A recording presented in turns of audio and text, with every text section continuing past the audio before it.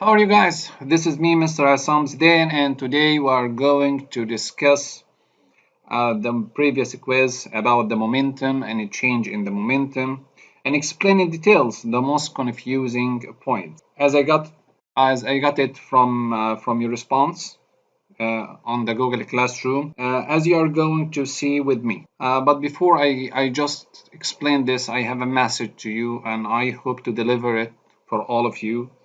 I know, guys, studying home is not an easy choice. We got used to go to school every day, having the same routine every day, so it's not easy for you and your parents as well to completely change your life. But we have to struggle and fight to continue in our life. We always, guys, have the choice, and I choose to complete my message to you and lead you to the right path as long as I can. And I believe that the other teachers do the same. And I hope you to play your role as perfect as I expected from you in this Christ. I expect from all of you to be clever, honor, smart, and ambitious. Guys, you have to do what you have to do in order to do what you want to do. Now let's take our first question and discuss it together, and you can see with me, okay, how many students just answer it right and how many answer it wrong, and where is the confusing part. Okay, guys, let's take our first question here. The change in an object's momentum is equal to. As you can see here, we have only 2 students answer it right, okay, from 13 response. So this point we have explained it. As I told you, change in the momentum equal mass times the change in the velocity, and equal at the same time force times time. This force has a certain name in this situation. It's the impact force, and the time is called impact time. Why? Because this is in the collision. So between collision, the name of the force and the time, it's called impact force and impact time. So this is the rule, you have to stick with it, as you can see here. So change in the momentum equal mass times the change in the velocity equal force times time. So as you can see here, the right answer will be, it's a product. So this is the right answer.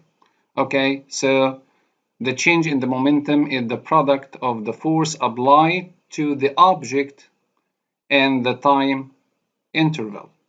So this is the right answer.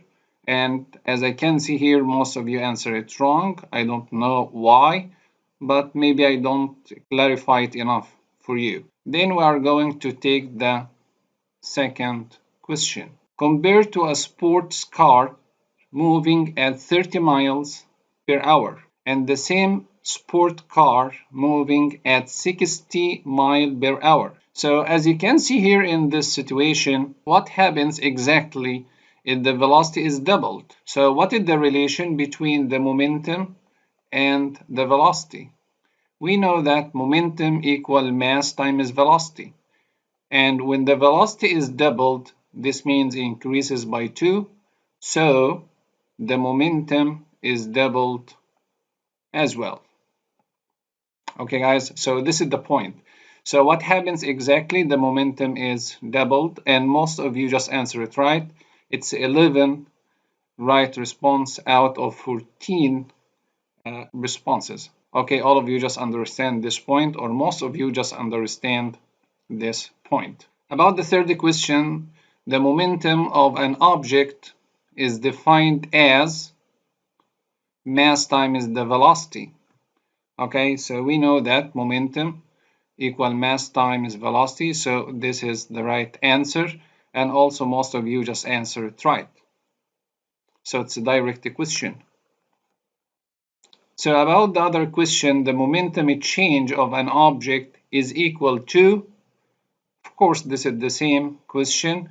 So like the first one, so the change in the momentum, as I told you, it's m times a change in the velocity or force times time. and the change in the momentum has a certain name. It's called impulse. So what is the impulse? It's a change in the momentum. So it's a new physical quantity. So impulse means a change in the momentum equal mass times a change in the velocity times force times time. So the right answer here, it's the impulse acting on the object. So the impulse acting on the object, this is the right answer, not this one. Okay, so the momentum, a change of an object, is equal to the impulse. Again, what is the impulse? Change in the momentum. Change in the momentum. Or the fourth question, okay, a force is applied to stop moving shopping cart, increasing the time interval over which the force is applied. Okay, so actually if you need to change the velocity of anything, this means you are going to change its momentum. Okay, so when you increase the impact time, this means it's going to just decrease the force, because the relation between the force and the time is inversely proportional.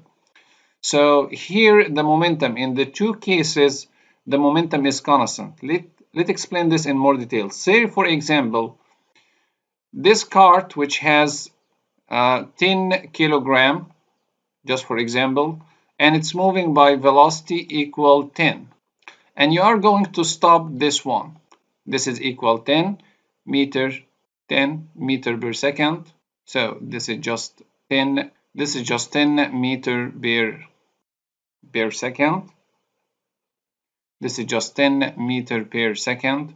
So, and you need to stop it. So the final velocity is 0. So the initial velocity is 10 and the final velocity is 0. So what happens exactly if you are going to calculate the change in the momentum? So the difference between velocities is 10. So delta V equal 10. Okay. So in this case, the change in the momentum equal 100. Okay, equal 100. So the product of force and time must equal 100. So if I increase the time to 10 seconds, say for example I use time 10 seconds, so in this case the force must equal 10 seconds. So the force must equal 10 Newton. So this is 10 seconds. Okay, and the force must equal 10 Newton.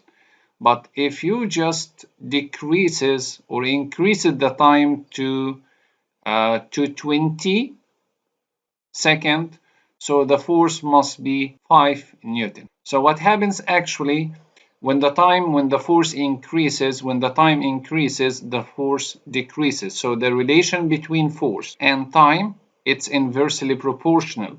The relation between force and time, so the force and time is inversely proportional. So when the time increases, the force decreases. And this is actually happens for example within airbag. So when an object stop a cart, or when the car, for example, hit a wall, so the car immediately stop. So we have a change in the momentum. So in this case, the airbag and the car is just smashed, and the airbag protect the one inside. The reason the airbag just to protect the one inside the car, because it just increases the impact time. So increases the impact time, this means force acting on driver, okay, inside the car just would be less than the force acting on the car itself.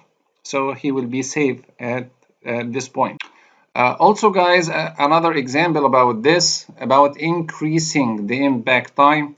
For example, if you are driving your car by 100, for example, by 100 kilometers per hour, and you suddenly stopped, so your final velocity is 0. Okay, so in this case, you stopped. You was 100 kilometers per hour, then at the end the car stopped. So maybe you stopped by two ways. Maybe you just apply the brake and you stopped. the same car, the same final velocity, the same initial velocity, so the same change in the momentum. And maybe, okay, this car hit something and stopped immediately. So in the case of applying the brake, you just take a long time applying the brake, so it's a big time, a long time. So the force during applying the brake will be small force or safe force in this case. But when this car hit a wall, for example, or hit something and stop immediately, so the impact time just to stop immediately, so the time will be very short time. Okay, so the force must be great destroyed force. It's a destroyed force. Okay guys, so this is the force. It's a great force or big force. So actually the relation between force and time, it's inversely proportional. Increasing the force means increasing the time. The impact time means decreasing the force. The other question is, which of the following had the greatest momentum? And most of you just answer it right. So you just calculate, take each mass, okay, times its velocity, and the one which has the greatest product mass times velocity. So this is the one which has the greatest momentum. And the right answer will be the car which has 1210 kilogram within velocity 51 meter per second. So this is the one, and most of you just answer it right, so no problem with this. Which has more momentum, large truck moving at 30 miles or a small truck moving at 30 miles? So here the velocity is the same, but the mass is not the same. So we know this, P, the momentum, equal mass times velocity. So we have a one which has a greater mass, and we have another one with a smaller mass within the same velocity. So what happens? Okay, the one which has a greater mass has a greater momentum. So if he asks about the larger truck, so the larger truck has the greatest momentum. Okay, so this would be the answer. And here he just discussed the relation between mass and the momentum. So if we have two objects have the same velocity, so the one which has a greater mass has a greater momentum. The other question about a ball with a momentum of 4 kilogram meter per second hits a wall and bounces straight back without losing any kinetic energy. So this means if the object don't lose kinetic energy, so it has the same momentum. So the velocity is the same. So say for example, this is the wall. So this one is coming by initial momentum, which is equal 4, and it's positive, and it hits the wall, and if there is no change in the kinetic energy, it means the velocity is the same, and of course the mass is the same. Okay, so this means there is no, it just hit the wall and bounce off by a negative, okay, by a negative 4 kilogram meter per second. Okay guys, so if you want to just figure out where is the change or what is the change, so the change in the momentum equal BF the final minus the initial. So it's the final momentum, which is negative 4, minus the initial momentum, which is negative, this we have already this sign negative due to the change, and negative 4, so this is equal negative 8. So the right answer is negative 8, and we only have 3, okay, response it correctly on this point, which means we have a lot of you just misleading, okay, at this point. So most of you just give it 80 positive. Notes will never be positive because it just take the positive direction at the beginning. He told me it's positive here. Okay, so this means when it comes back, it must be negative. About the other question, if the momentum of an object it changes and its mass remains the same. So actually when, as you can see here, okay, the momentum it changed and the mass remained the same, this means you have a change in the velocity. So to change the momentum within a constant mass, so the velocity must change. So when the velocity, actually when the momentum change within constant mass, so this means the change will be in the velocity. So when the velocity change, this means there is an acceleration. And when the velocity, if there is an acceleration, so this means there is a force. So this means it's accelerating or decelerating, of course, because maybe the change here increasing the momentum or decreasing the momentum, he didn't mention it. Of course, its velocity must change and there is a force acting on it. So the right answer will be, okay, it's just all of the above. So if there is a change in the momentum, and this change in the momentum within constant mass, so this leads us to very important point, which is the change must be in the velocity and the other factor, which is the velocity. So if there is a change in the velocity, this means we have acceleration, because acceleration means the object, the rate of a change in the velocity. So when the object is speeding up or slowing down, so we have here acceleration, or there is an acceleration. And of course, there is a force if there is an acceleration, as we explained in Newton's law before. About this question, 6 times 10 to the power of negative 2 kilogram tennis ball moves at velocity of 12. A ball is struck by a racket, causing it to rebound in the opposite direction of 18 meters per second. What is the change in the object? First, what is the initial velocity? So actually, the initial velocity, he told me it's 12. Then the final velocity, it's negative 18. Should I repeat this? It's negative 18. Okay, why we put here negative? Because he told me rebound. So this was the ball. It hit a racket. Okay, so this is, say for example, this is the racket. It's horrible, but it's okay.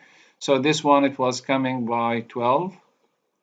Then when it come back, just rebound by 18. So if you give it 12, or you act within 12 as a positive, so you have to give the 18, okay, negative sign. So this would be negative. So this about this point. So in this case, now everything is easy. So change in the momentum equal mass times a change in the velocity. So the mass is 6 times 10 to the power of negative 2, opening bracket. This is change in the velocity, it's Vf minus Vi. So actually Vf, which is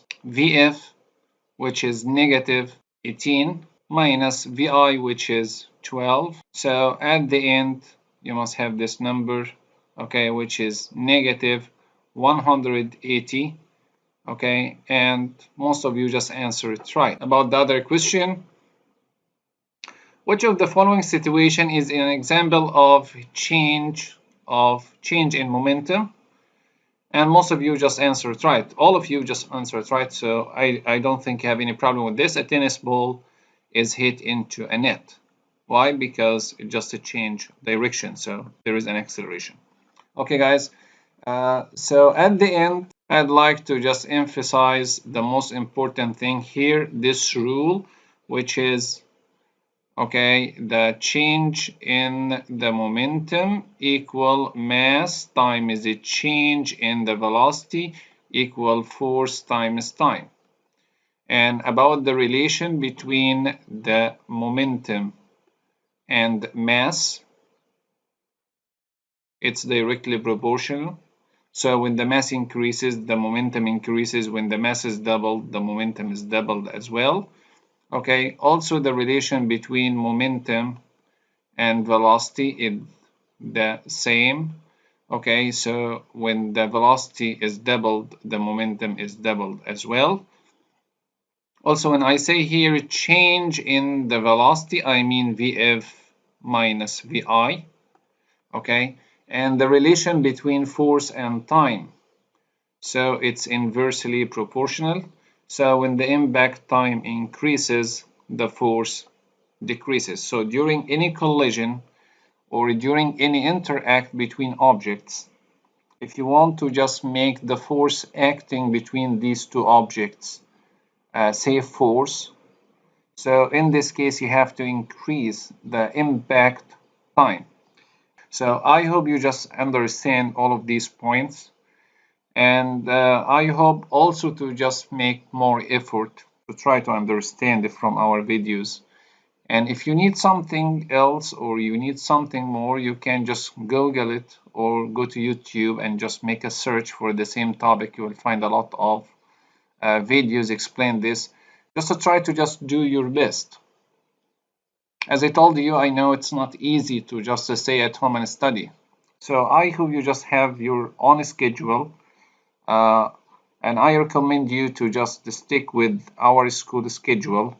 So every day you have a certain subjects, just sit and study, wake up early as usual, like you are going to school, and start to just have this schedule. If you have videos for the subject, just start to listen over and over for the videos. And if you have any comment or you have any questions, we can write down on Google Classroom, and I will be happy to just answer your question. Thank you guys, and I hope you just enjoy your time.